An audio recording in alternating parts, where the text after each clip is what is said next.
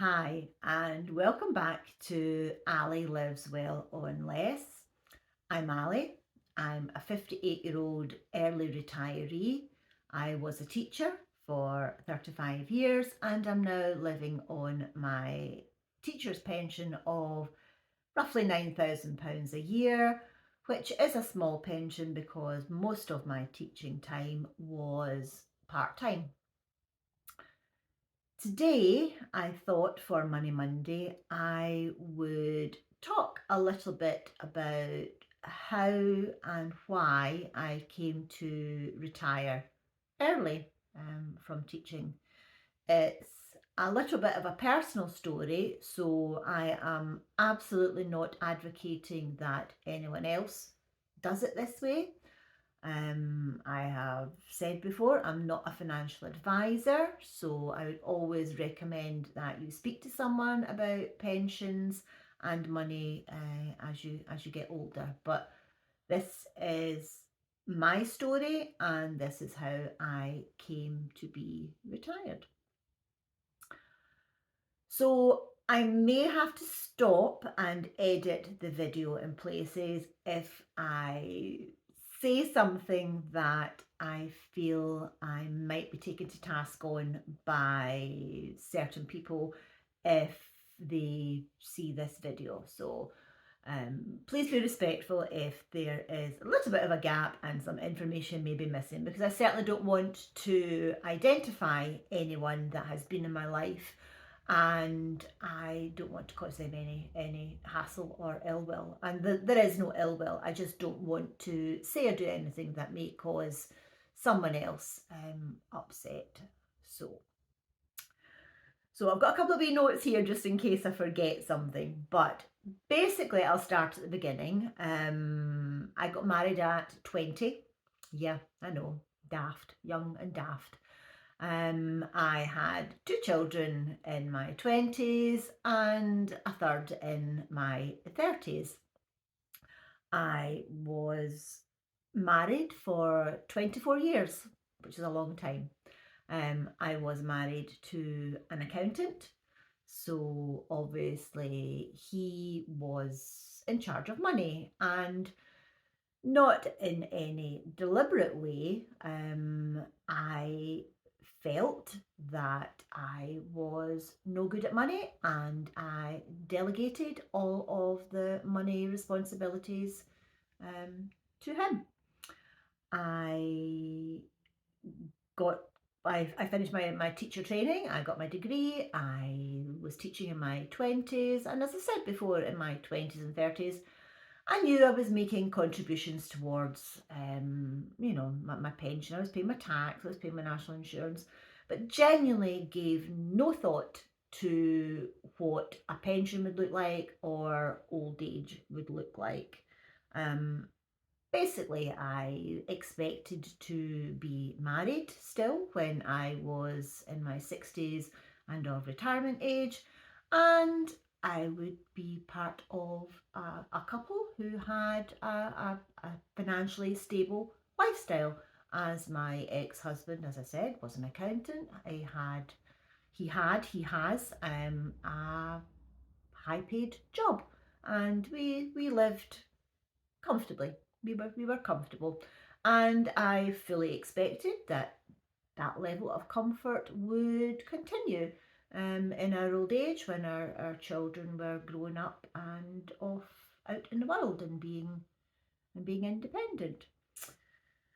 So unexpectedly, really, in my mid 40s, I found myself going through a divorce. I still had a preteen at home and effectively was a single parent, although we were financially supported because he was still under 18. So at that point, I realised that the future that I had planned and thought about wasn't going to happen. So I had to sort of wake up, wake up financially. And I'll talk another time about the actual difficulties I had during that period. But for this video, I will skip over that bit and we'll come back to that at another time. So basically, in my mid to late 40s, I was back teaching full time, and I realised that I had to do this myself. So I fortunately was able to agree to I think you call it a clean break settlement in my divorce. So in lieu of half of a possible future pension, I took the cash lump sum, and I was able to buy a house. They say buy the worst house in the best street, and I think that's what I did. And I then spent the next 10 years renovating and doing up that house. I knew that house was going to be part of my future pension plans, and I knew at some point I would sell it, and hopefully there would be enough profit in it to have a nice lifestyle. So I had a good job teaching. Because of my experience, I was top of the teaching scale. I was making really good money. I was able to save half of my salary every month. I saved half of my salary. I was still able to do nice things. I went on holiday. I went to a wedding in Singapore. I visited one of my sons in Australia. So I certainly wasn't deprived, but I did really double down on a frugal lifestyle, and that was really when it all started for me. The plan at that point in my late 40s was to keep working until I was 60. By then, I would have saved enough money to bridge the gap between 60 and 67, which is when I get my full state pension, and I would sell my house at that point. So after 60, at some point between 60 and 67, I would sell my house, downsize, and I would have plenty of money to basically do what I'm doing now, or so I thought.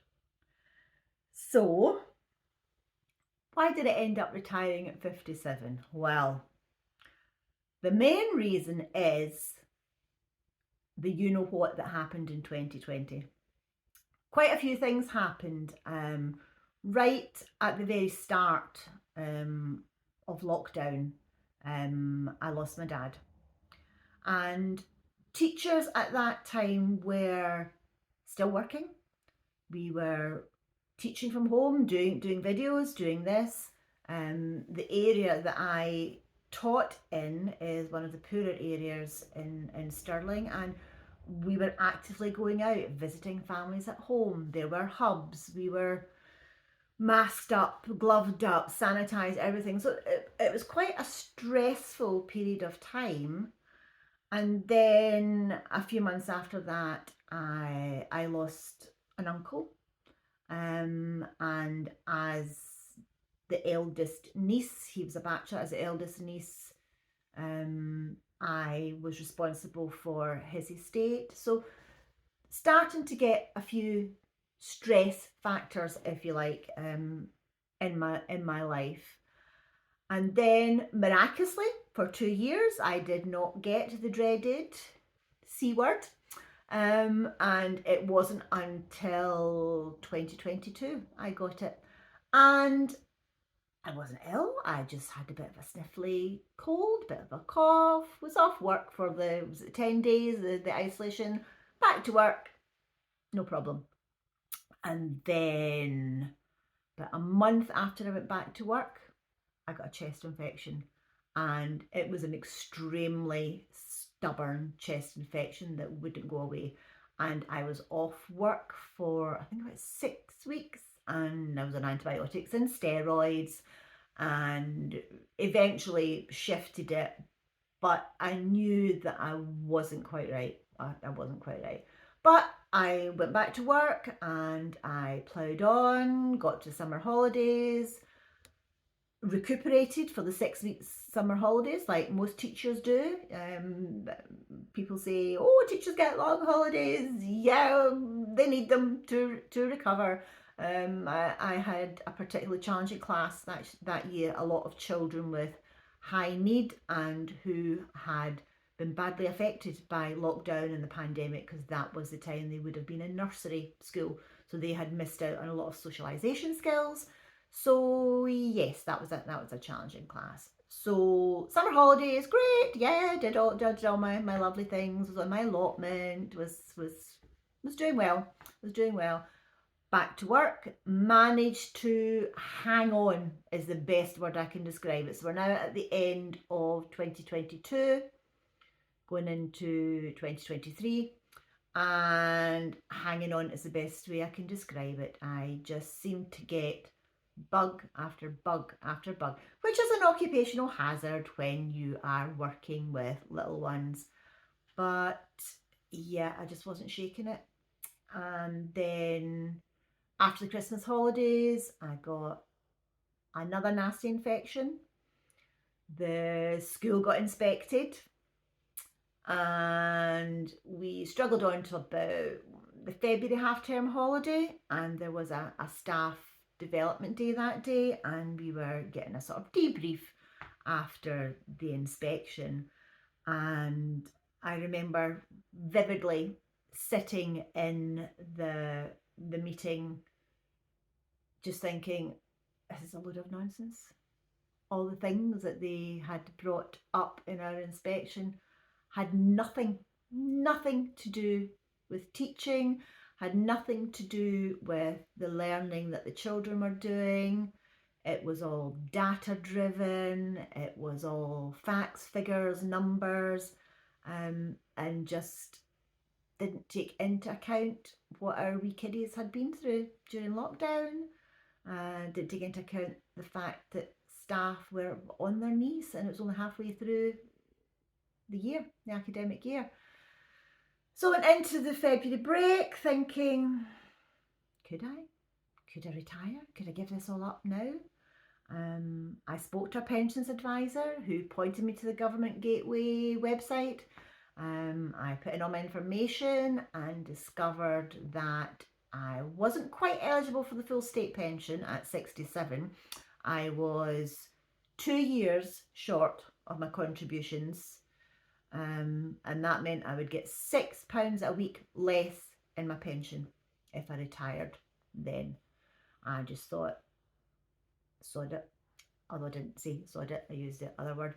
I just went, stuff this. I'm not killing myself to 60 to get an extra £6 a week. I'm going to retire. So I made the decision in February 2023 to retire early, and I think I shocked quite a lot of people. Yeah, that was quite fun. Telling my boss that I'd had enough and I was retiring. So after that, just got a wee message on my phone. After that, after the February holiday, went into March. My birthday's in March, so I celebrated my 57th birthday, and then I got another chest infection, and I was really ill. I was really ill, so I was off work, and I think at that point my body just went, no, you're done. You can't do this anymore.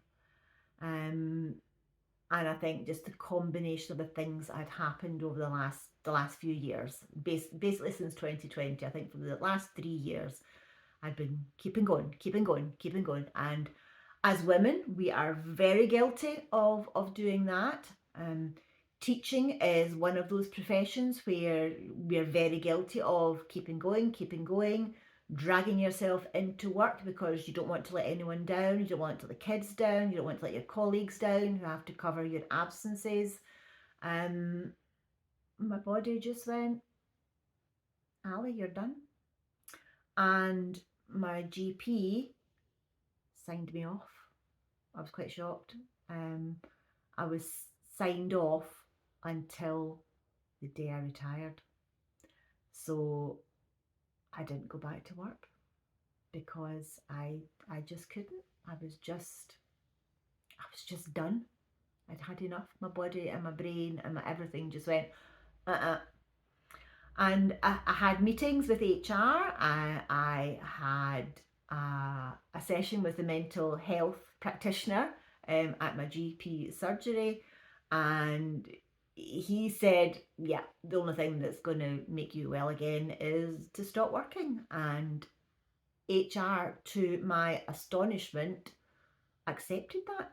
They didn't question it. They didn't make me go for assessments or tests or anything. They just accepted. I think it did help, and I don't think I've mentioned this before. I think it did help that I was the union rep in school, so I may not have been challenged in the way that maybe other people would have been challenged. But yeah, I just decided I'd had enough. I looked at all the facts and figures and I just thought, stuff it, I'm doing it. Becoming frugal didn't happen overnight. Getting to this stage where I could retire didn't happen overnight. And I think that's the message I want to put out on this channel, is that planning is everything. It's all in the planning. It's never too late to start planning, but if you are in your 30s and your 40s, start planning now. Start figuring it out. Start squirreling the money away. Start doing your research. Find out if you're entitled to XYZ. Do the work. Do the work, and it will benefit you when the time comes. So yeah, I don't think I've missed anything out. I don't think I've slandered anybody or said anything I shouldn't have. But yeah, in the end, it was an easy decision. The thinking and the planning up till then took many years. Took many years to realise that I wasn't going to get to 60. Teaching, nursing, there are lots of other physical jobs out there that you can't and frankly shouldn't be doing as you get older. So yeah, that's the story of how Ali retired early at 57. I'm actually meeting an old colleague from way back for lunch this weekend, and when she messaged me the other day, she said, "So, how's retirement?" And I said, "I'm flipping loving it." Although I didn't say flipping. Yeah, I am loving it.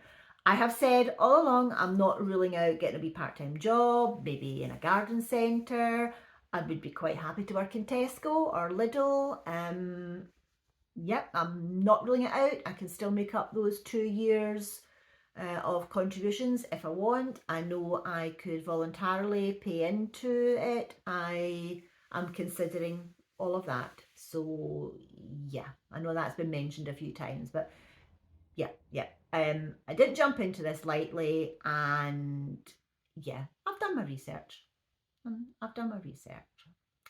So I hope that's useful to someone. As always, my intent is to spark conversation and to get you thinking about it, especially if you're a woman and you find yourself on your own by choice or through other circumstances. You can't always rely on someone else to look after you in your old age. So if you like what I'm saying, please comment, like, subscribe. Subscribing doesn't cost you anything. It does help boost the little channel. If you leave a nasty comment, I will delete it. Although please remember that all comments count towards the algorithm, so have at it. Or maybe I shouldn't say that, or I will encourage nasty comments. But anyway, please comment if you think there's something here that resonated with you. As always, I will acknowledge your comments. I love reading the comments. They are just so fascinating, and I will try and answer anything that I feel needs to be answered. But yeah, that's how Ali retired early. See you again next time for Foodie Friday. Have a great day. Bye.